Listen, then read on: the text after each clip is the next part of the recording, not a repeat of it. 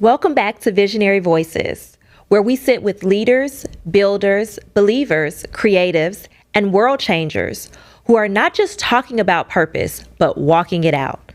Today's guest is one of those voices that does not just motivate you for a moment. She challenges you to see yourself differently, to believe in God more deeply, and to become who you were created to be. Dr. Nina Addison is known as the You Can Specialist. She is an award-winning speaker, author, certified coach, educator, radio host, youth pastor, and nonprofit leader whose message is rooted in faith, identity, courage, and becoming. Born with a physical difference, Dr. Nina has turned what others may have misunderstood into a platform of power. She boldly declares, "My difference makes a difference," and has made it her mission to help others overcome self-doubt, embrace their purpose, and believe they can. In this episode, we are talking about her You Can method, a 5-step framework that helps people see it, break it, believe it, build it, and become it. We are also going to talk about faith, mindset, discipline, dominion, and what it really means to walk in the power of God without shrinking from who He created you to be. Please welcome Dr. Nina Addison to Visionary Voices. So thank you so much, Dr. Nina, for being here. I am so excited to be in your presence. I'm loving the hair, the color, the everything. Ever since the first time I met you, like, this woman has such an amazing energy and aura about her. You can definitely tell that the anointing is upon her, okay? That God walks with her. And you are just a firehouse, a firepower, all the things in this little small package, and I love it. Oh, thank you. Thank you, Jesus. Right. And so once again, I'm probably going to say thank you a million times, but thank you again for being here. And now, while granted, I have the great pleasure of knowing a little bit about you, but our viewers, this may or may not be their first time. So for our viewers out there, who exactly is Dr. Nina Addison when you don't have a book in your hand, when you're not on the stage, when you're not in the pulpit, when you're not running the boardrooms and all of the things, when you're not, mom, when you're not wifey? Who is Dr. Nina Addison at her core? Before I go there, I love that. I love the way you broke it down. Okay? Yes. I love that. But I want to thank you, woman of God, for allowing me this space and opportunity to be in your space. And to glean from you here and to share this space with you. Make me blush. Because you are amazing. You absolutely are amazing. I guess we was feeling the same way about each other. Right. Come on. And so, shout out to the Loftons who made this connection with the More Than Able. We're going to say movement because it's a magazine, it's a book, movement. They're doing their part. Yes. So that's originally, if you're wondering how I connect with some of these people, like, first off, it is God, that God orchestrates all the things. But yes, we are both co-authors on a book about living beyond your disabilities. And this is Disability Pride Month. So I made sure that, look, it's very subtle, but I got my V-neck on, so I show my scar proud because, I know that's right. Heart failure for 21 years, but thank God we are going into the 4th year of post-heart transplant. So, and I still got my little neuropathy in my right leg, but we God gonna work that out too. Come on, healed. Yes. You're declaring it. So I'm so happy that, like you said, we felt the same way about each other, and that I get to share you because this platform is literally all about making sure that we amplify the voices of those good, godly leaders that are also effective, that I know that they have an impact, and I feel like let's shine the light on the people who really need the spotlight. That's not going to just relish in it and be like, yes, give me more. But we're shining a spotlight on God's purpose and God's mission. And baby, that's you. So look, without me going too far, because I could just sit here and just talk about like how accomplished and amazing you are. Because that's not what this is about. Right. So look, tell the people real quick, like, at the end of the day, when everything is quiet. I am, first and foremost, God's daughter. Yes. and I'm a daddy's girl. In the natural and the spiritual. Amen. Like, I've always been a daddy's girl to Freeman Pendleton. Shout out to my mama too, Audrey Pendleton. But I'm a daddy's girl. And I'm a daddy's girl. Yes. And so I love to talk to God. I love to joke with him because I'm a comedian. And a lot of people don't know that. I do clean comedy on the side, right?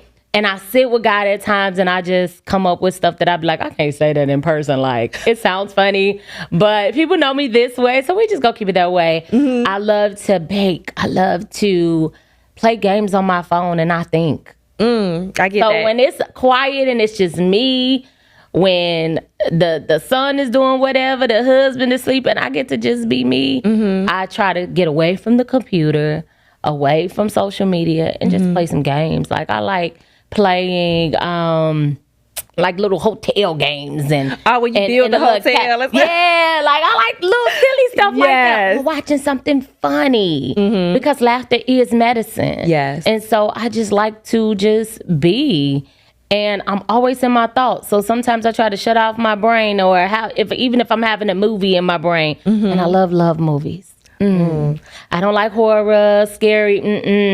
We got that in real life enough. Okay? Right. That part. I like happy endings and joy and peace and all of the things. So that's me. Even watching now, I'm with some of my friends watching what they call them, K-dramas and movies that's in Chinese. Yes. I'm trying to move to the Spanish because I'm going to be fluent in Spanish. Oh, come on. Yo hablo español, pero necesito ayuda. So that's need a little help right muy now. Advanced for me.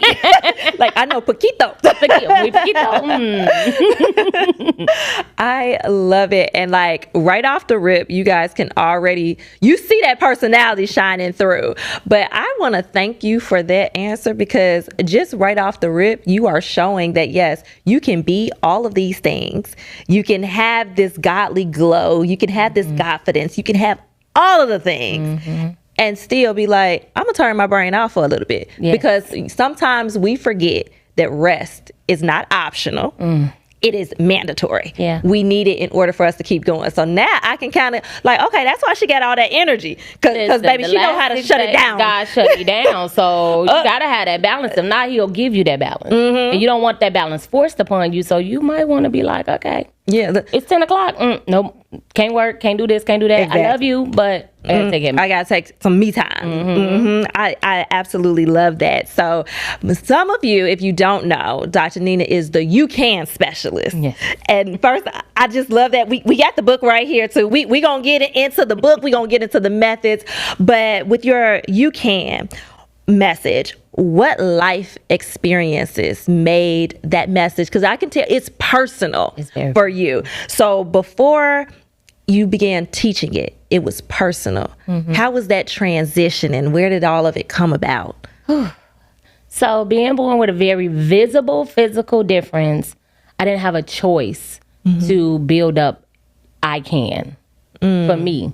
So You Can is because I had to prove to myself that I could.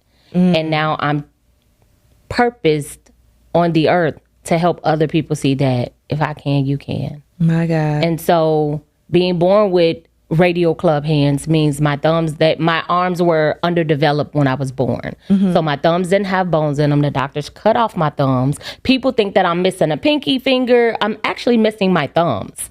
This is the finger that you point with. I use as a thumb. And so the doctors cut off my thumbs and moved all my fingers over one place so that I can grip. The more surgeries I had, the limited movement I have. So I have full movement in my right hand. Praise God. But this is as much as I can move my left hand. I can't wiggle my fingers full. Like I pause Look, it's because it's taking a whole lot of energy to be like, move. Right. I can't ball the fist up. This hand I can move, But a lot of times people don't even notice it because I don't let it stop me. As a child, though, that was difficult to be what society considers normal. Yeah. Because, in the hospital, nurses would say things to my mom like I would be no good. My dad tells me how he used to walk me up and down the hallway and tell me, don't listen to the voices around me and don't listen to what anybody say I can do and be, and I'm going to show the world. And he was speaking life, not knowing that it was planting a seed. Because if you think about it, sometimes when you go in the hospital, they got to tell you the worst case scenario. And so that was around me all day. And my mom, I was her only child and the last child born. And all the other children came out, 10 fingers, 10 toes, regular arms, everything else. So it was like, she dealt with the guilt and all of the different things as a mother. But this is the way God wanted me to be. Yeah. I didn't understand it as a child. People looked at me, they stared, they bullied, they called me mean names, four-finger Nina. You know, it used to be a thing, Nina, four-finger. Like, people would say anything. Like, people would say anything. And so, run from you, think you're an alien, not want you to touch them. I dealt with so much bullying at an all-time high. We didn't have social media back then, so it was all in person. It was in your face, yes. It was all in person. So early on, I had to realize that everybody's different. Some people's difference is just more visible than others. And when you realize that, hey, you picking on me because you don't want nobody to talk about this about you, or you picking on me because you little and you don't want nobody else bullying you, so you became the bully. And once I started to realize, man, let me try to figure out what I like and who I am, and show my arms, stop hiding my arms, be who I am. Then I realized there were things I liked, there were things I could do, and I started to try new things. A lot of times we get stuck in a bubble and we won't try. We won't even step outside of the box. And I decided, no, I'm going to step outside of the box. Yes. And so even as a child, 9 years old was the first time I can remember, I'm going to try this. I'm going to do this. And as I started to do things, oh, wait, I can. Oh, wait, I can. That realization. It became a thing for me. I'm going to prove to the world that I could. Yes. And anything they say I can't do, I'm going to show them that I can. Yes. And see, that is, first off, we're going to shout out, because you already said you're a daddy's girl, so what up, daddy? Because, yes, he was definitely planting those seeds that I'm sure he is as proud as he can be when he look at his baby girl, because he's just like, look at her, like she is thriving, flourishing, all the things that I'm sure a father would want for his daughter. But even just because we do know, like you mentioned, there was no social media back then. So while granted, social media does add an interesting layer, we're going to say, to bullying. But yeah, that was back when the bullying was dead in your face. And the fact that you are just such a pleasant because some people go through things and they get calloused. They get jaded. And I thank God that you didn't allow any of that to stop you. And that just adds to just the phenomenal woman that I'm like, I'm sitting here like I'm really talking to try to stop from crying. So forgive me if I'm just like here crying again. Right. So like forgive me if I'm rambling a little bit, but I'm just like, my God, like that is just so amazing. And I'm so grateful when I hear the stories where, yes, there is someone who poured into the seed that was you. And of course, in this case, it was your father. And it even makes me think something that I've known for a very long time, because God rest his soul, my grandfather, when he was in the war, he lost one of his hands. So he literally had a nub for his right hand. And when I tell you, that man did more with that nub. Baby. Literally, I always tell the story of my grandmother, and she's gone on to, God rest her soul. My grandmother had 3 kitchens in her house just because she said she wanted it. I know that's right. Because he would say, whatever May want, May get. I like him. Yes, girl. Like, that's why the standard was always. Because I'm like, now, granddaddy had 1 hand, and y'all got 2. Come on. What we doing? But yes, like, when she said she wanted an upstairs bedroom suite. I know that's right. Baby, and the fact that he got it done in a week. Come on. By himself. That's what I'm talking about. So I got to see early on, and I'm sure many people with you, to see you living it. It's one thing that you have someone that doesn't have that visible difference telling you like, oh no, you could do it, da da da. Yeah. But to see the visible difference and like, she doing it. Like, oh my goodness. That made me think of my nephew, little Isaiah. And I remember telling him when he was little about my hands, and he like, okay. And I was like, but I drive a regular car, and ooh, this, and all the different things. And so I remember a couple weeks later, he saw me drive and he said, "You really can do it." He was like, "I thought you was just talking, auntie." Like, I don't even know. I'm going to find out if he remembers that. But I remember that. Like, I don't know who house we was at, but he was standing outside. He was like, "You really can do it." Mm-hmm. And that for me was like, you know your mission in life. Mm-hmm. You know your purpose. First, I thought it was just for children, though, because I'm like, I gotta show children and youth that they can, no matter how different they look, no matter what people say, they can do it. Exactly. And now, as an adult, who is coming to the realization that I also have a calling for women to understand that. I don't care what y'all, because I got a pass too. Mm-hmm. Okay? It's like everybody do. Okay. Everybody done did some stuff that they wish they never did. Come on. But you still can. Yeah. You don't have to live in that, in your past, and your mistakes, and the things that you wish you woulda, coulda, shoulda did different. Okay, but you didn't. But what you gonna do now? Exactly. Like, how you gonna move on? Mm-hmm. And, oh my goodness, that is... When I told y'all she was gonna be a blessing, like it was clearly like an understatement. Okay, she about to be a whole miracle and set the captives free up in here. So like, I want to say thank you just on behalf of all of the children, all of the women that you have touched already and you've even yet to touch, because you just living your life and letting your light shine in the manner of which it is. But I'm saying it for real, it is going to set some captives free, because you are literally walking in truth. And we know the truth is where the freedom is, where the liberty is. Mm-hmm. And the fact that you are showing them flat out that these limitations, we accept them. Yeah. And that's not the God way, because we know I can do all things. All things. It don't matter what difference. Do it. Exactly. And it always makes me think back of the many times in the Bible that, you know, we think of these characters and we always think about the big things that they did, but we forget about how they were in the beginning. Yeah. So perfect example, Moses. Look, she already know. Like, yes, you parted the Red Sea. You did all of these things. But when God was first telling him, "Hey, I need you to go," you sure, God? I stutter. Mm-hmm. Like, God can use any and all of us, no matter what. But the fact being that that's a limitation that was accepted. Yeah. That's something that, because I got this, I can't do, opposed to, I got this and I can still do. Yeah. So look, that you can method. Come on. So you have said that you use your physical difference to make a difference. Yes. And when will you say is that critical moment where you really zeroed in and said, this is a part of my purpose, that this is a mission that I got to make sure that people know your difference makes a difference? That's a good question.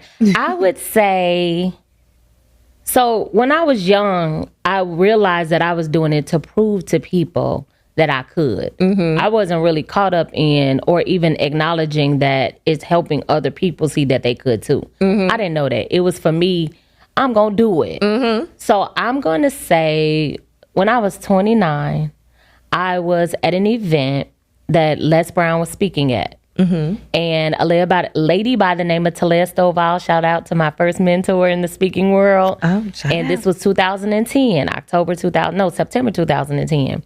And I was sitting on the edge of my chair at this event. And during that time, I was preparing for my first 40-day fast. I had just got out of a horrible relationship. And I was broke, busted, and disgusted. Like, I was not this person. Mm-hmm. And so I didn't know who I was. I was in a rut. But at that event, I was sitting on the edge of my chair like, I belong on that stage. I didn't know any motivational speakers. I went to school, got my bachelor's in social work, got my master's, and got my bachelor's in human development and family studies, my master's in social work. I'm thinking that's my route and that's it. Mm-hmm. But at that event, sitting on the edge of that chair, I was like, they missing me on that stage. Like, I'm supposed to be there. You had that vision. I had it. Mm-hmm. And I didn't even know where it came from, because at that moment, I'm like, girl, who you think you are? This man is Les Brown, the Les Brown, and you talking about he missing you? Right. Like, I belong right up there. I felt that, I believed it, and I embodied it. Mm-hmm. So after that event, I connected with Talia Stovall, who is one of his mentees that lived in Chicago. I said, if she his mentee, I'm going to be hers. Right. And so we connected at his next event. That was September. In October, he had another event. Between September, maybe around the mid-September, and my birthday was in September. So I know this had to happen before my birthday. And between that time and a month later, I called my nephew who was in a studio rapping. I said, listen, I need to come in the studio and record my story. And so I went into the studio. I sat at home. God gave me You Can, literally 2010. Wow. He gave me You Can. And it was just my story about my hands and the things that I overcome, how I became a cheerleader in high school. And Morgan Park had the best cheerleaders. Like, people was like, what's she trying out for? But I gave it 110%. I kept doing things to show people like, nope, I could do it. I could do it. And I didn't realize the purpose until 2010. Now, that was in 1996 when I joined the cheerleading team. 97. Yeah, 97 when I joined the cheerleading team. And here it is, 2010. I'm sitting here like, I'm supposed to tell people that if I can, you can. I'm supposed to share my story. And it was at that event. And I went back to that next event and I started passing out this CD called You Can. Telling my story. You can just tell my story. So you went in the studio and dropped that hot fire. Hot like fire. Right. And then like, hey, just like the rappers with the CDs out the trunk. Like, hold on, let me Yes. Because if I remember correctly, I think that's how Bone Thugs and Harmony, Outkast got put on. That they had CDs that was just giving them out. Just giving them free. out. You gotta give them. I didn't know what I was doing. And how I know this was a God thing, I went back to Les Brown next event and I volunteered. And I gave him a CD. I was giving everybody CDs. I volunteered. I took pictures, all of the different things. And then fast forward 10, 20 years, 15 years later, I'm at these different events finding out this is how some of the top speakers started. They volunteered. They went to events. They just put it out there. They put on, I started putting on events. When I say I was just doing it, I knew God had to direct me because I knew nobody who did this. Right. You had no model. I had no model. And so it was just like, do it. And people thought I was probably crazy in the beginning. And like, girl, go to your job. They always think you crazy in the beginning until they realize like, oh, she a genius. Come on. Oh, God actually with her. Okay. And so it started from then. And You Can has stuck with me from 2010 to now. Wow. Look at God. And the fact that you had that vision, like, I might be broke down and disgusted right now, but I can see that I'm not always going to be this way. Yep. And that I belong with the big dog. Yes. And I can honestly say, yes, I'm waiting for the TED Talk. I'm waiting for even the larger stages. Come on. Because... Oh, I have a ridiculous goal. Shout out to Mel Robbins. I love her, but I'm going to be the number one. Yeah. I'm going to take her space. Yeah, we coming for that number one spot. For that number one space. like, you know what? And we got to realize that things come in seasons. Like, this is her season, but baby, what goes up must come down. Like, we know that the seasons come and they go. Yeah. And so what's coming up is a Dr. Nina season. Y'all heard it here first. That is exclusive right there to there. So for someone, because you have such a great story that like it's so much depth to it. I think yes, that's the word I want to use, is so much depth. So for the person that is watching, that they feel that they have been underestimated, that they've been overlooked or made to feel less than, what would you want them to know about how God sees them? Oh, I love that question. We have to understand that we are in the world, but not of the world. Come on. And we want the world, the world to recognize us, the world to see us, the world to acknowledge us, the world.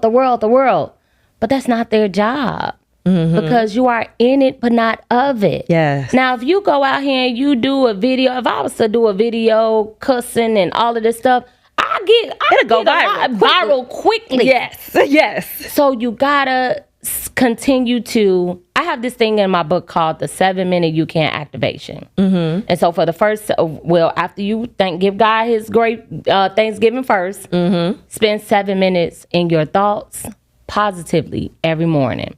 And that seeing is the first minute. What do you see yourself as? We get so caught up in what the world, how they see us, why they ain't acknowledging us. I know I'm the bomb.com. Period. And I have yet to get 100 million followers and 100,000 followers, but it's coming. Exactly. And that's the thing. We want it microwaved. We don't want it oven baked, but the best food is let it marinate, let it sit. Let God do God and be God. We want stuff so fast, and we want it to happen when we want it to happen, how we want it to happen. And how did this person just, and they talk, stop comparing yourself. That part. And that's the problem. You comparing yourself and you in your own lane. You your own person. You need to see that God has greater for you. Let him be him. Let him do him. When he called Moses, Moses was 80. If I'm correct. Yeah. He was 80. He had been through some things. He was settled 80 down, had his and whole wasn't family, even thinking about it. Thank you. A bush had to burn to get his attention. Yeah. He had to burn a whole bush. Like, wait a minute, what's happening over here? And so we got to stop looking for it in a sense that, okay, there's a statement in the book that says, close your eyes so that you can open your eyes. And what I mean is we got our eyes open and we only see what we see around us when we need to just pause and see what God says and what he sees for us. Yes. Stop looking at your circumstances, your situation, who ain't did it, who has done it, all of the different things, and just remember what God says. If he spoke something over your life, God already spoke over my life. He said I will never have to worry about finances again. Now, right now, today, I might be like, God, you said, okay, God, but you said. Look, I'm going to repeat your word back to you, but Jesus. Instead, I'm going to say, God, thank you for your word. Because I know when it come to pass, my God, I'm going to remember the words that you said. How many times have you proven yourself to me, and you don't even have to prove yourself to me? That part. I'm not even worthy of you proving yourself to me, but you keep proving it anyway. So how dare I see what's around me, see what the world want me to see? You say I'm fearfully and wonderfully made. You say I'm the apple of your eye. Yes. Jesus said I come that you might have life and have it more abundantly. And these things that have I done, you should do and more. Yeah. So you telling me I'm out here supposed to be doing more than Jesus the Christ? Than Jesus? Yes. So we gotta stop them. We gotta stop seeing with our natural eyes and see with our spiritual eyes, and see it so much that remembering when God created, he created with his words. The best way to see is to speak. He saw the world and it was void. It was empty. There was nothing there, but he spoke it and it happened. And we don't realize the power of our words. We don't realize that when we're speaking it, we have to start seeing it in our mind, because our mind is so powerful. Yes. It's so powerful. So if you're seeing yourself and you just still in your little square, you got to see more and step outside of your square. Do the work and the work will work for you. Yes. Yes. When you go to school, you may not, in first grade, that first grader ain't thinking about 8th grade graduation. At all. They in first grade. Look, they trying to make it through the day. Yes. They trying to get past that part first. We want to just jump. Everything is a process. You got to pass certain tests. You got to go through certain levels. Yes. And you'll get there. Yes. And I love how you said, like, you got to close your eyes, because I would say this thing, I spy with my spiritual eye. Ooh, I like that. That's what I would say. Like, I spy with my spiritual eye. And then, yes, we also have to remember, and I have a few select scriptures. Like, the book of Proverbs is my favorite book of the Bible, because, you know, I love me some good old wisdom. Come on. But at the same token, I have these other favorites that I always laugh, because when I tell people these favorites, they be like, girl, out of all the script, these your favorites?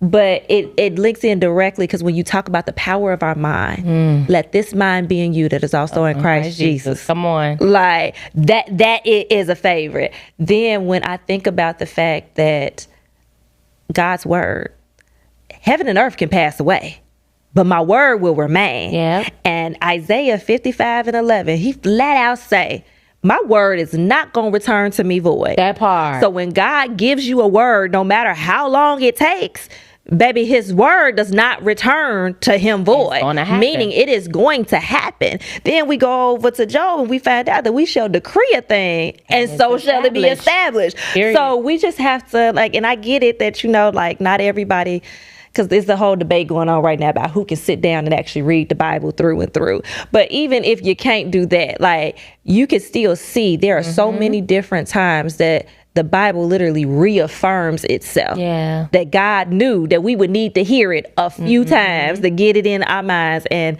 I just further think about where it says, is it not written in your law? Come on. That ye are little gods. So when we think about we supposed to be doing more than Jesus, we were created in his image and his likeness. My Father is a God. Come on. Ergo, I'm a little God. Ergo, I'm a co-creator. Right. I can speak to things and make it be just like my Father. Yeah. So how dare I speak limitation over my life? So, but yeah, we gonna spy with our little eye. And now, I got a treat for y'all, because now we about to get into that you can method.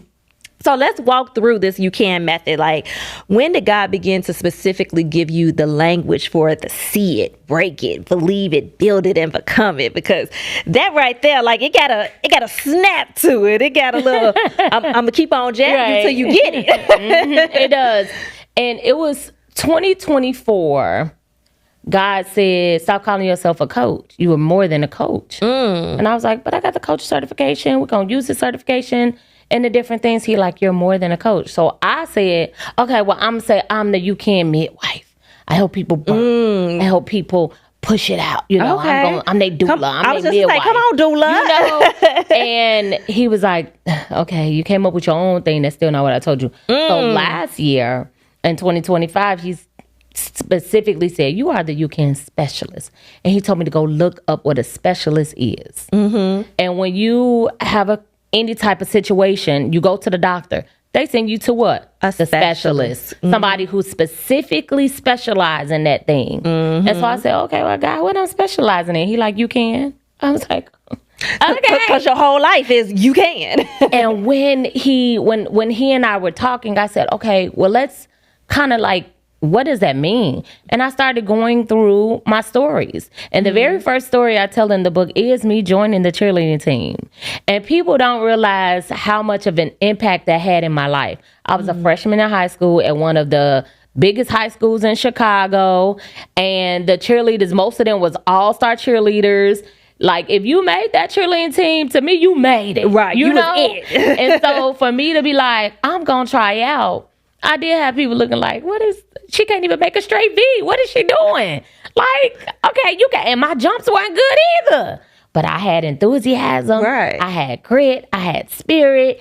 I was like, I'm going to do it. And I went and I gave it my all. And so I had to go back in my mind and say, what was it? I saw myself in that uniform. See it. I saw myself.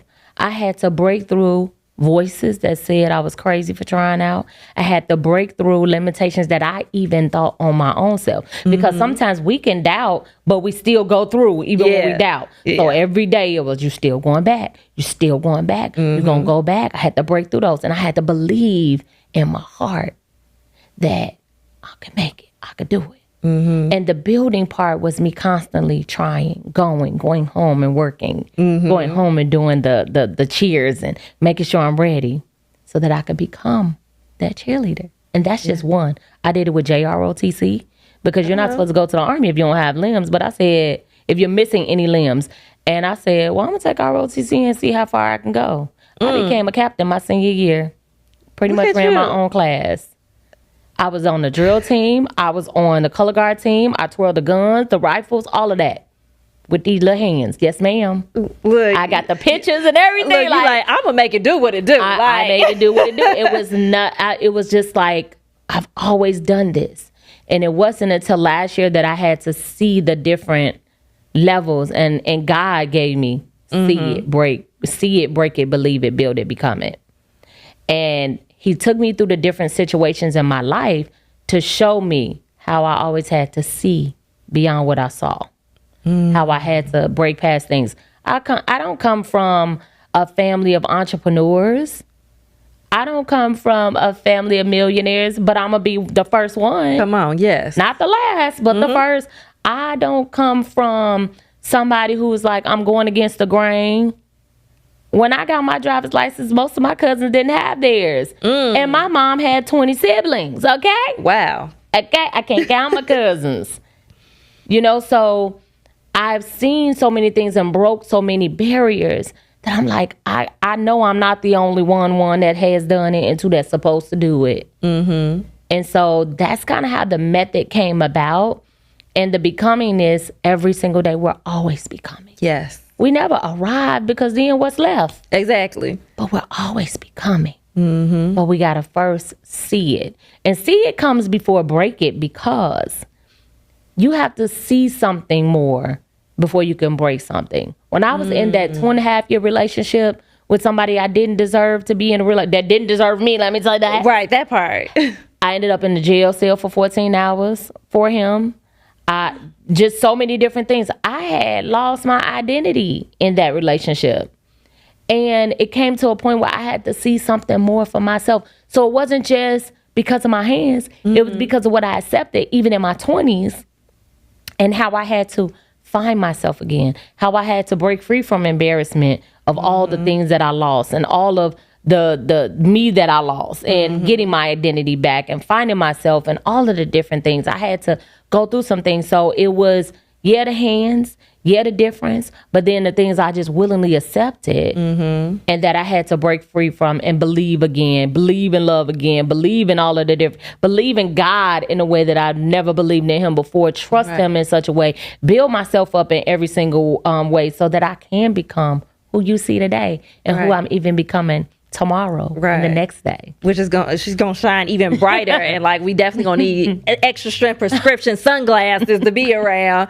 But that is such a blessing. And as I hear you when you talk about the break it piece, I think that piece is so vital. And thank you for being so vulnerable and open with your story, because I think sometimes we get stuck in that see it and that break it, because some of us, and come on, let's be real, some of us will see something, but because we refuse to start chipping away at what's up here and the negative thoughts of saying, well, because you did X, Y, Z, or because, or this, or because you have this, like, and then we begin to think like, no, this is all I deserve. Yep. And whole time you can see something better for yourself, but faith without works is dead. You got to get up and you got to do the work and realize that work every day is not going to be a good day. Ask me about yesterday, baby. Like, we always talk about like what they say, healing isn't linear, but the work isn't linear either. Like, we have to think about it. You go to a gym, you go to anything, you go to practice for the first day, you might not get everything. Yeah. You might not be able to reach the goal that you thought you could, but you keep on going. Yeah. You might come home, you a little sore. You might come home and your feelings is hurt. You know, maybe the band instructor or the coach or whatever got on you, but you go back. Yep. You, regardless of what they keep saying, girl, why you still going to these tryouts? But I'm going.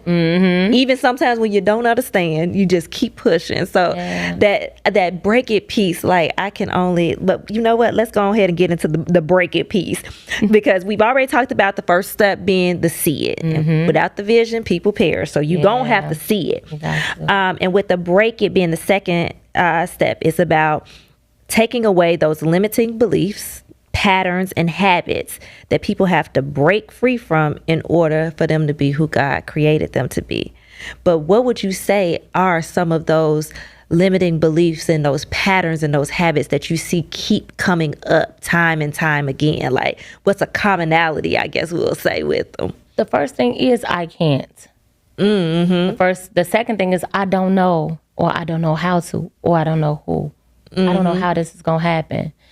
People get stuck in what they don't know, that they never try something new. Come on. And so you got to break past what you don't know. You don't know what you know until you know. Exactly. We wouldn't be in these chairs if the person that created chairs stopped at the first try. Also, people have to break free from it didn't work the first time. Okay. Get up, try again. When a woman is having a baby, that first push, the baby don't come out. What, you gonna stop? Jesus. How's that gonna work out? Right. You gotta get that baby out. So you're gonna have to keep going, keep pushing until that baby comes to life, until the baby is delivered. But that baby is alive, well, and kicking up in you. Right. And you're ready to get it out, but you can't stop just because it didn't come out the first push or the first time. So that, and one of my favorite quotes is, the only limits you have is the limits you place upon yourself. I'm limited. You got to break the fact that you're limited. You're not limited. You're not limited. So those thoughts, we are our own worst enemy, but I dare us be our best friend. Ooh. Be our biggest cheerleader. We look for somebody else, our spouse, our parents, our best friends, our besties, to be our biggest cheerleader. Why you can't be your biggest cheerleader? Be your biggest cheerleader. And be the one that friend. Oh my goodness. I love that. Be your best friend. Yes. Be the one that tell you what you can do. And in our minds, we will sit and think the worst case scenario. Yes. Instead of sitting and thinking the best case scenario. What if the good? Stop thinking what if the bad. And the last thing I want to say is people go back into their past a little bit too much. You're only supposed to go back to see how far you've come. The windshield is huge. But we have an accident because we're looking in a rearview mirror a little bit too long. Yeah. Get out of that rearview mirror. Look at what's ahead of you. Yeah, you made the mistakes. Yeah, I spent 14 hours in the jail cell. Yeah, the police saw me nude. Multiple. Look, they got a little multiple. show. Okay. Right. And see, now they're going to have to pay top dollar for that. Like, okay. You didn't know the value. I did all of those things. And people was telling me, like, girl, don't write that stuff in the book. Don't tell nobody what you went through.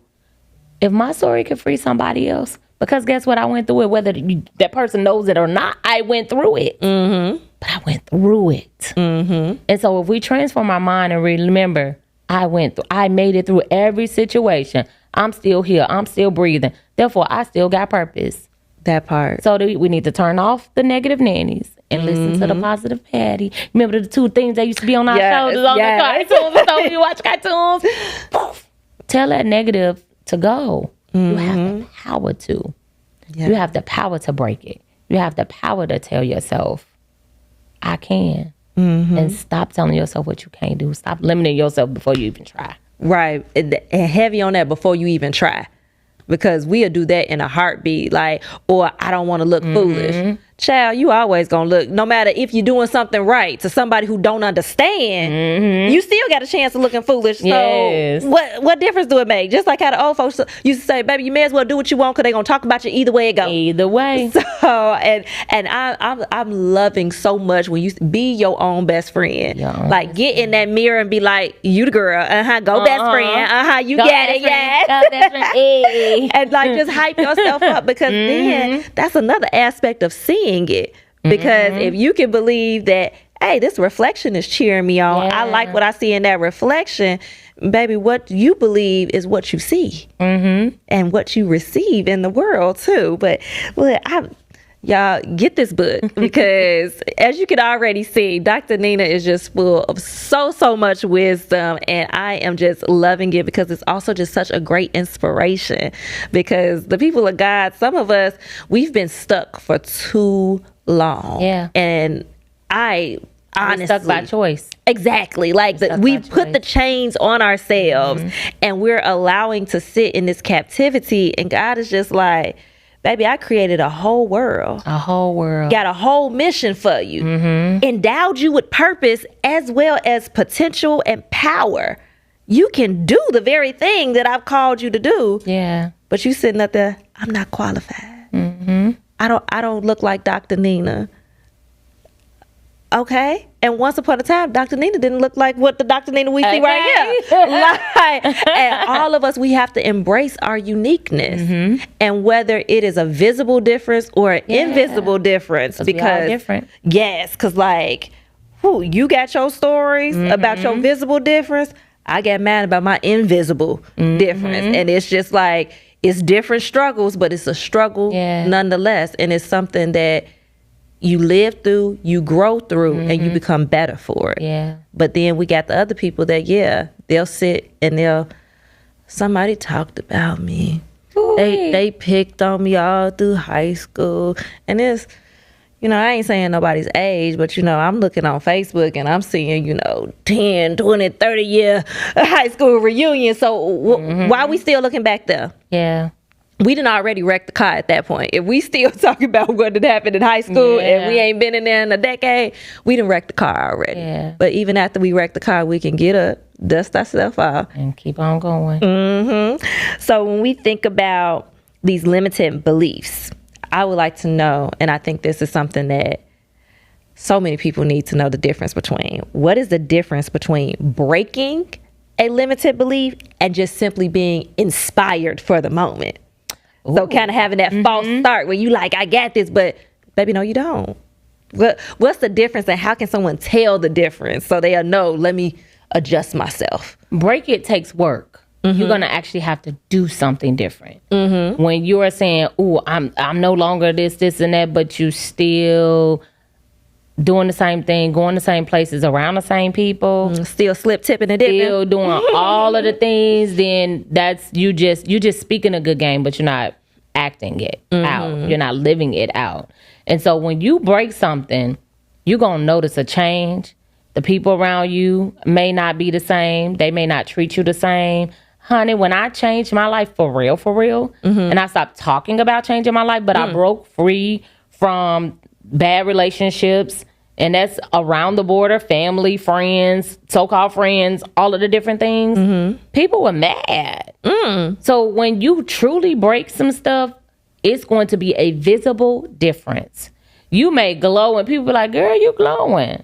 You pregnant? Oh, really? No, this is my change. Like my genuine change. You're going to talk different. You're going to walk different. You're going to act different. You're going to want different. It's not going to be temporary. It's going to be something that every day you're going to strive for. We don't want to work with lazy. Come on. And we got to stop being lazy.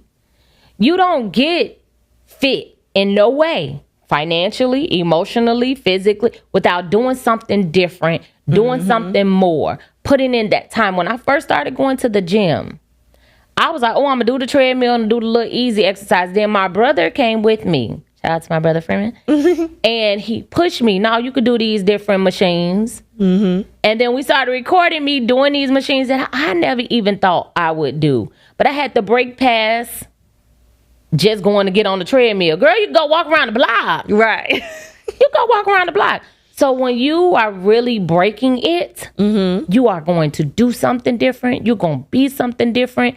Everything around you is going to be different, because guess what? If you're changing, either the people around you changing too, or literally the people around you going to change, because it's going to be different people. Yes. And you got to be okay with that. It doesn't feel good. That's the problem. People don't like to break because it don't feel good. It don't feel good because you used to what you used to, but what you used to is uncomfortable. So you're comfortable in an uncomfortable situation, but you got to get out of being uncomfortable and get uncomfortable so you can get comfortable. I hope that didn't fly up out of here. Right, but I was following because we got to remember. Because we always be like, I'm comfortable. This is what I know. I'm used to this. Woo woo. But you at home, you crying, you sad, you mad. You know there's more, and it just take you to do something different. So once you do something different, okay, I can have different. Oh, so-and-so mad at me because I'm doing this. So, oh, you mad at me too? Oh, you not talking to me? Oh, y'all will be all right. Because you never know the lives you will change until you change your life. And so when I changed my life and I broke free from what people said, I was a people pleaser to the T. But I had to realize, as I was pleasing people, I was displeasing God. As I was pleasing people, I was sad myself. I was giving all of me away, and I had nothing for myself at the end of the night. So when you are real with yourself and you begin to break, take one step at a time. You don't got to do it all. Right. One step at a time. And as you do your one step at a time, you will wake up one day and be like, wow, look at how far I've come. But you can't stop. You can't put the cake in the oven and then turn the oven off halfway through. Yeah. That's not a cake no more. At all. It's a mess. Go through the process. Yes. And that is just so phenomenal. And I want to remind us all, because even sometimes with me, I have to remind myself, some things may not feel good to you. You already know. Like, it don't feel good to you, but baby, it's good for you. And so when we think about this third step, believe it.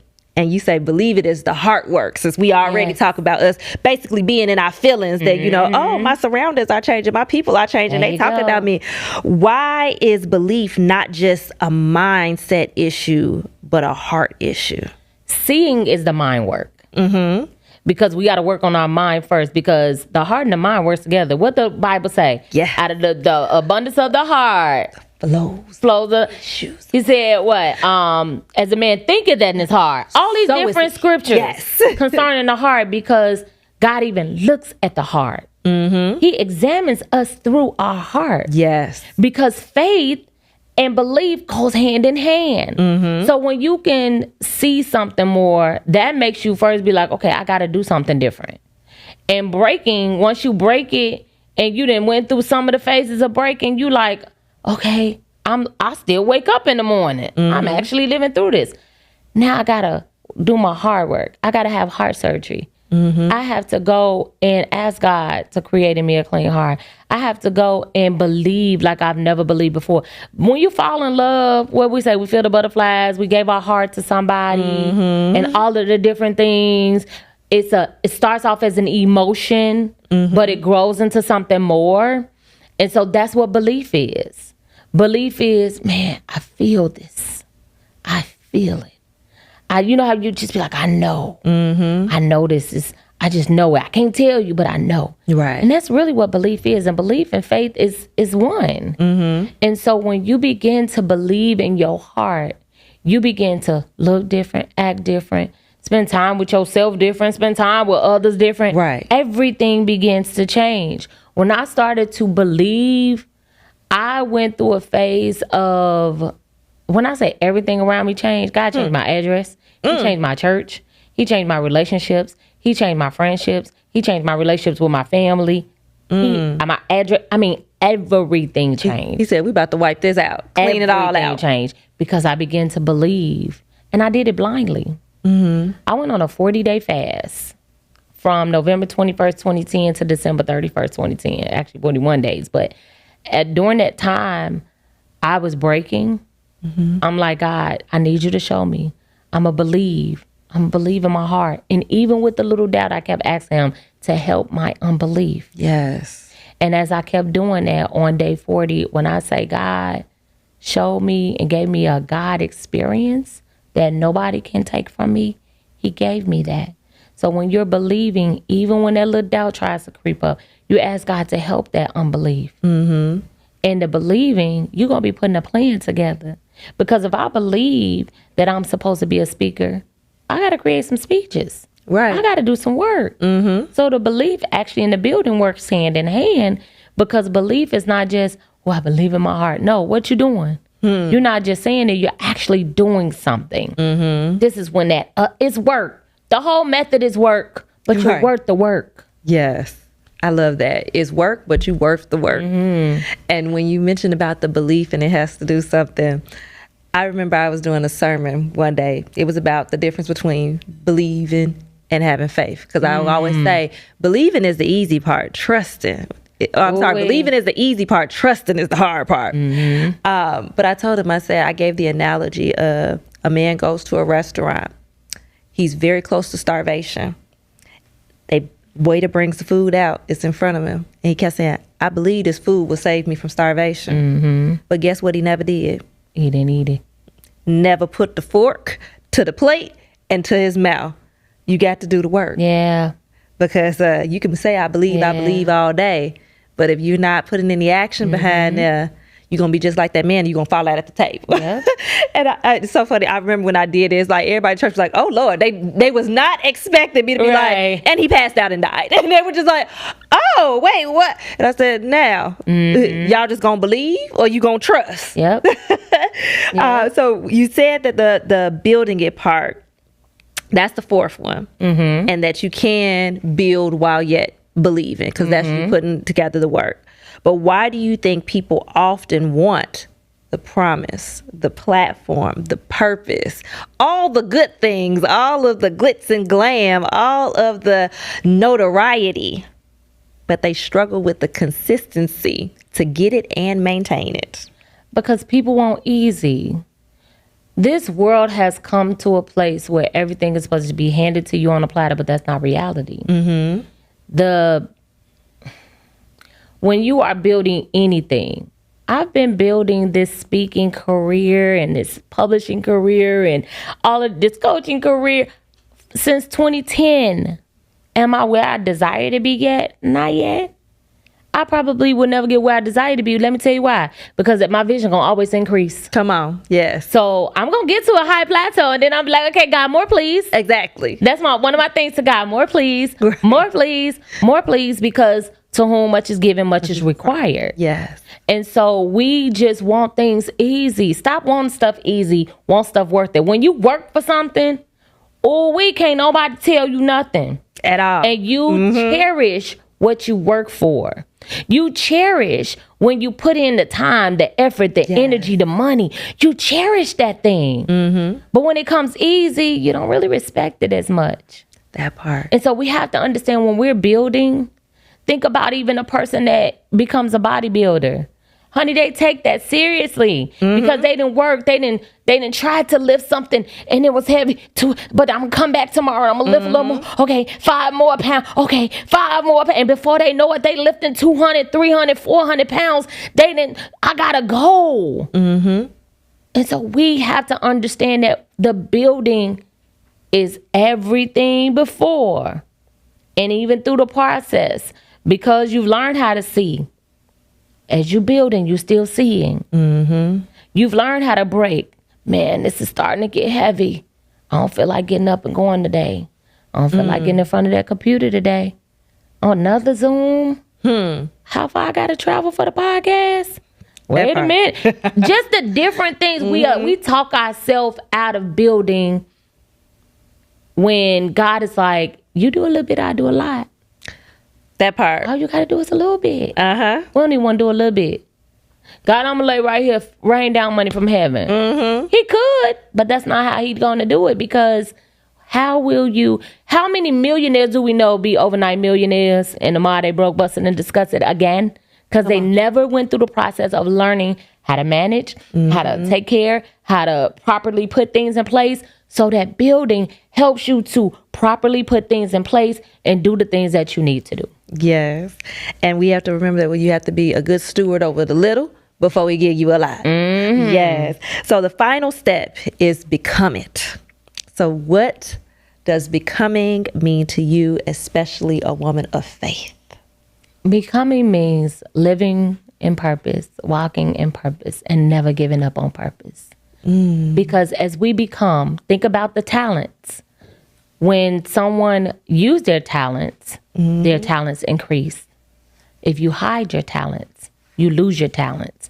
I remember hearing my sister used to always say, I ain't singing a long time. My voice ain't what it used to be. If you don't use it, you lose it. Come on, just like a muscle. And that's like all of the different things. And so you should be becoming every day, becoming a better version of yourself.